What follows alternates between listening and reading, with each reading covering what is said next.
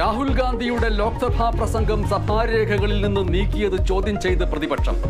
എന്തുകൊണ്ട് രാഹുലിന്റെ പ്രസംഗം മാത്രം നീക്കിയെന്ന് കെ സി വേണുഗോപാൽ. പറഞ്ഞത് വാസ്തവമെന്നും സത്യത്തെ നീക്കാനാവില്ലെന്നും രാഹുൽ ഗാന്ധി.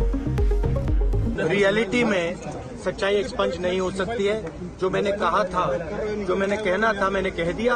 वो सच्चाई है और एक्सपंज करें, जितना करना है करें. सच्चाई सच्चाई होती है. അന്തിപ്രമേയ ചർച്ചയിൽ ലോക്സഭയിൽ പ്രധാനമന്ത്രി മറുപടി പറയും.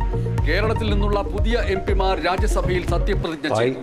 Haris Beeran, having been elected a member of Council of States, ഞാൻ ഏറ്റെടുക്കുവാൻ പോകുന്ന കർത്തവ്യം വിശ്വസ്തയോടുകൂടി നിർവഹിക്കുമെന്നും ദൃഢപ്രതിജ്ഞ ചെയ്യുന്നു. മഞ്ഞപ്പിത്തമടക്കം കേരളത്തിലെ പകർച്ചവ്യാധി വ്യാപനം നിയമസഭയിൽ ഉന്നയിച്ച് പ്രതിപക്ഷം. മഞ്ഞപ്പിത്തം വ്യാപിക്കുകയാണെന്ന് TV ഇബ്രാഹിം MLA.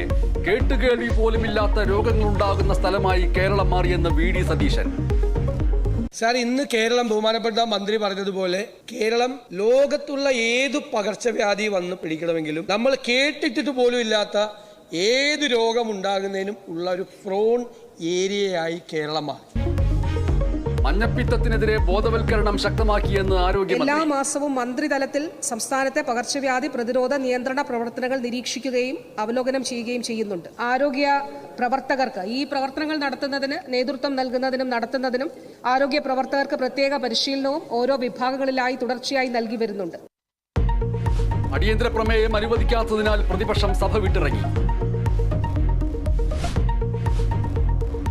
ലോക്സഭാ തെരഞ്ഞെടുപ്പിൽ പാർട്ടിക്കുണ്ടായത് അടിത്തറ ഇളക്കിയ പരാജയമെന്ന് CPM. ഒരു സ്വാധീനവുമില്ലാത്ത മേഖലകളിലും BJP വോട്ട് ഉയർത്തി. CPM ശക്തി കേന്ദ്രങ്ങളിൽ നിന്ന് വോട്ട് ചോർച്ചയുണ്ടായി. പരാമർശം സംസ്ഥാന കമ്മിറ്റി അംഗീകരിച്ച അവലോകന റിപ്പോർട്ടിൽ. RDX സിനിമയ്ക്കെതിരെ സാമ്പത്തിക തട്ടിപ്പ് പരാതി. വാഗ്ദാനം ചെയ്ത ലാഭവിഹിതം നൽകിയില്ലെന്നാരോപിച്ച് തൃപ്പൂണിത്തുറ സ്വദേശി രംഗത്ത്. നിർമ്മാതാക്കളായ സോഫിയ പോൾ, ജെയിംസ് പോൾ എന്നിവർക്കെതിരെ പരാതി. കോഴിക്കോട് മാളികടവ് തണ്ണീർപ്പന്തൽ റോഡിന്റെ തകർച്ചയിൽ സ്വമേധയാ കേസെടുത്ത് മനുഷ്യാവകാശ കമ്മീഷൻ. പരാതി പരിശോധിച്ച് 15 ദിവസത്തിനകം റിപ്പോർട്ട് നൽകണം. Kerala Vision news big impact. തകർന്ന് തരിപ്പണമായി മലപ്പുറം പരപ്പനങ്ങാടി കൊടപ്പാളി റോഡ്. ഇത് റോഡാണോ തോടാണോ കുളമാണോ എന്നൊന്നും മനസ്സാകാത്തൊരു സാഹചര്യമാണുള്ളത്.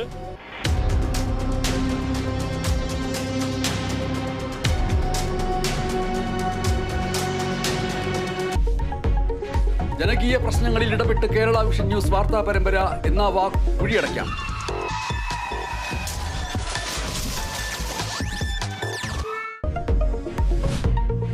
യൂറോ കപ്പിൽ ഇന്ന് 2 മത്സരങ്ങൾ. നെതർലാൻഡ് റൊമാനിയയെയും ഓസ്ട്രിയ തുർക്കിയെയും നേരിടും. ക്വാർട്ടറിൽ ഇടം നേടി ഫ്രാൻസും പോർച്ചുഗലും.